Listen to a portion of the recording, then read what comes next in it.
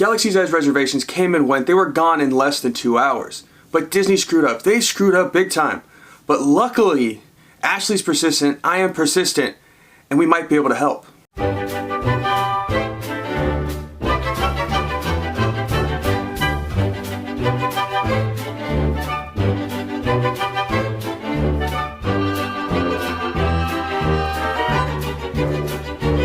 Your attention, please.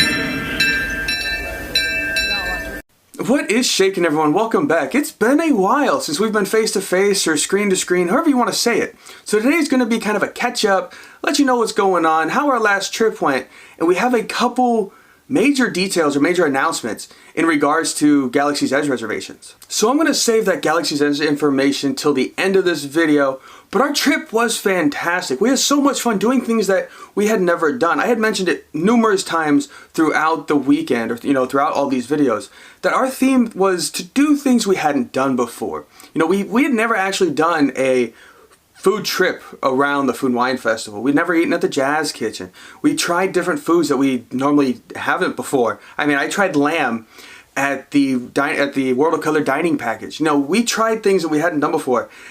And I've said this before, when people always, people ask, what do you guys do at Disneyland? What do we do at Disneyland? Because we go all the time. Does it lose that magic? Does it lose that special, pizzazz? Well, the answer is no, and I tell everybody that. The answer is no. When you go as often as we do, yes, sometimes you might ride a ride too many times. Or, oh, I don't want to ride that ride. We rode that last trip 10 times, or, whatever the case may be. But when we do trips like this, the shorter trips, and you put a theme to it, you put an idea with it. Like I said, our whole theme was doing things we hadn't done before. Doing little games or doing little, ideas or themes really lends to a better Disney experience, and more for people that go all the time. You have to enjoy the little things, and I've said this a billion times. Enjoy the little things, and Disneyland is a magical, magical place no matter what. So just being there, it's going to be magical, and if you find the little things to look at, it just makes it all the better. So on to what's next. We have a few videos that we've already done, a few ideas floating around of where we want to go, but we're going to bring you along with us on a few adventures that we've gone on just around here in the Bay Area. There's plenty to see, plenty of sites, historical sites, plenty of attractions that we want to share with you and take you along. So tomorrow will be the first one that we head off into San Francisco, and that's all I'm going to say. We head off into San Francisco, we had a blast doing this, and it was kind of nice to take you along with us. And like I said, I don't want to share too much into it. I don't want to dive too much into these, because I kind of want them to be a surprise. But don't be alarmed. We're not shifting. We're not going to all of a sudden start doing all these crazy across America, non-Disney things. We're still going to be Disney. But we live in the greater Bay Area. There's so much to see around here. We like to travel. We like to do things. And we want to take you along. We want you to come along with us. So like I said, we have one video that will come out tomorrow. I have another video that I'm currently editing. It's going to take a little bit longer just because of the length of the video and the kind of the size of the project. I'm really excited for that one when it comes out. And then we have tons and tons of other ideas, other things we want to see, going forward that we want to show you and take you along. So that's kind of what's going to happen. Obviously, I'm still going to get on here. We're still going to talk Disney, or it's all Disney, Disney, Disney. I'm not Disney DNA for no reason. But we're just going to sprinkle in, here and there, a couple different adventures, and kind of show you what we do when we're not at the parks, how we have fun around the Bay Area, show you some sites, so if you're not from here, you can come up and check them out, and kind of just expand traveling, expand the knowledge of the area, and we all have fun doing it, and hopefully you will all enjoy coming along on these experiences or these trips or attractions with us. So now on to Galaxy's Edge. The reason why most of you are probably on here is to find out what little nugget or what little helpful information I might be able to give you. Well, first, Ashley was able to squeeze a trip out of me. We are going back in June. So that means we got our Galaxy's Edge reservation. We will be in Galaxy's Edge on June 9th. We're only there for a day. We're driving down on Saturday. Sunday we're in the park. We're doing Galaxy's Edge and the rest of Disneyland. And we're headed home on Monday. So June 9th, if you were at Galaxy's Edge or you're at Disneyland, please let me know. We'd love to meet up with you. We'd love to get your opinion. If you want, we can interview you, get your synopsis, your thoughts about Galaxy's Edge. It could be anything, rides, the way it looks, the way it's not all open, whatever it may be. Let me know if you are going. And we have the 11 to 3 o'clock appointment, or reservation, not appointment, reservation. 11 a.m. to 3 p.m. is our reservation. I've heard that they're going to clear everybody out, and then the next group goes in. But if the first reservation is 8 to 12 and we're 11 to 3, you can't really clear everybody out and put everybody in. So I'm really curious to see how this goes.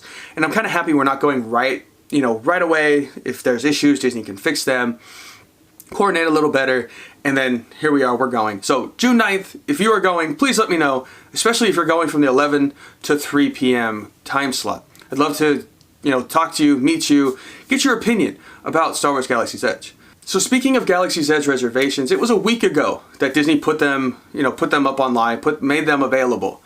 And you could get on at 8 o'clock, you could sit there, get your page ready, get everything set up. For 10 o'clock, the reservations dropped and became open. I was online at 8. I had multiple devices up. I was prepared in case anything funky happened. But anyways, 10 o'clock hit, nothing showed up.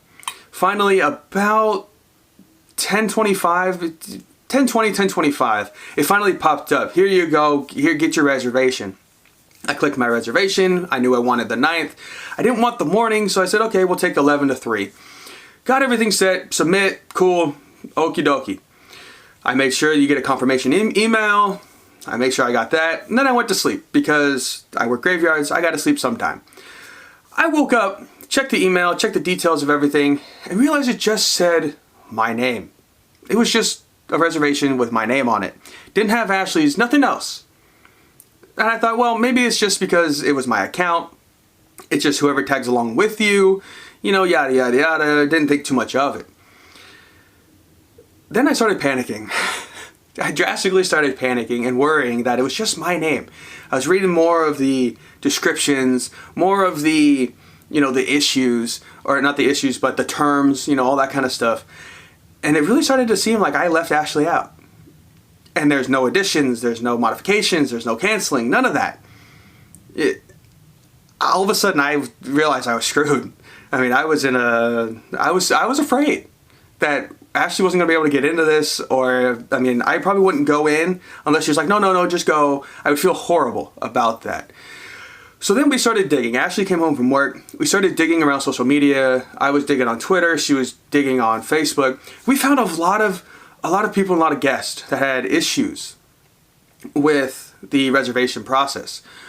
Well, I never had a chance to add in guests, which many of you might have had as well. This is the part where I want to help anyone who had issues.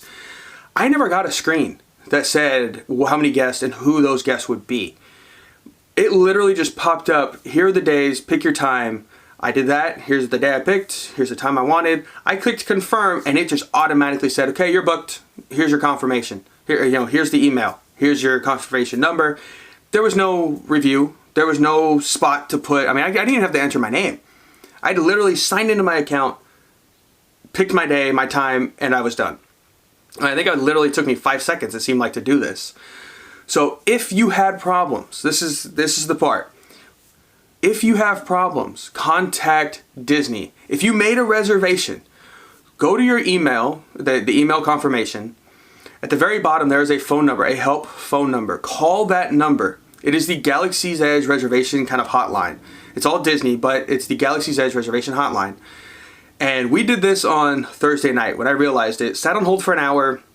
The lady couldn't help me. I asked for a supervisor. We talked to her. She was going to escalate it. Awesome, great. Everything was okay. Still, it was just me. I know I'm jumping around, but I know it was just me. Friday, kind of heard rumblings that Disney did have problems. That's when we called back. And that's, call this number now.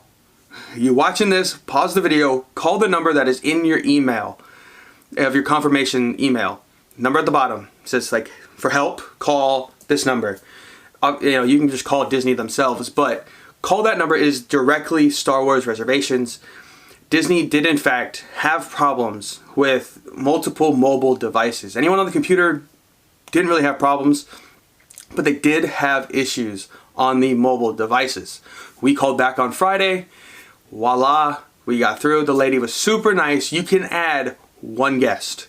One guest only, but it beats going in by yourself. So it worked out for me and Ashley. Like I said, we were on hold for about 15 minutes. We got in. They took down her information. We're all set. Both of us got a reservation. So if you were one of these that accidentally only booked yourself, whatever happened, you left out your daughter, your mother, your sister, your brother, cousin, partner, wife, whatever it may be. Like I said, pause this video right now. Go call Disney. It is on your confirmation email. I don't want to say, I can't say this enough. Check your confirmation email if you did make a reservation. Unfortunately, if you didn't make a reservation, there aren't any more. But if you did, at the bottom, call that number. They should be able to help you. They should be able to add one more guest. So I know I kind of jumped around there. In a nutshell, if you had any issues last week getting your Galaxy's Edge reservation, or it only popped up by yourself and not with your loved one or whoever it might be, call the number and just ask for help. Say, hey, this happened. I didn't get this screen. I had issues. They'll be able to add that one extra guest. And like I just said, one more guest is better than just you being alone. So hopefully this little tip, if you didn't already know, helps you. And leave your comment if in fact you did have issues and if you were able to fix it. I'm curious to see how many actually had issues and how many were able to fix it. So that's going to do it for today. If you have not done so already, give this video a big thumbs up. Hit that subscribe button. Hit that notification bell if you want to be notified when other videos like this or other park adventure videos are uploaded. As always, if you're at any of the Disney parks, tell Mickey and Minnie I say hi. Stay tuned for tomorrow for our special little adventure that me and Ashley are really excited for you to come along and join us on. So I will see you all a little later.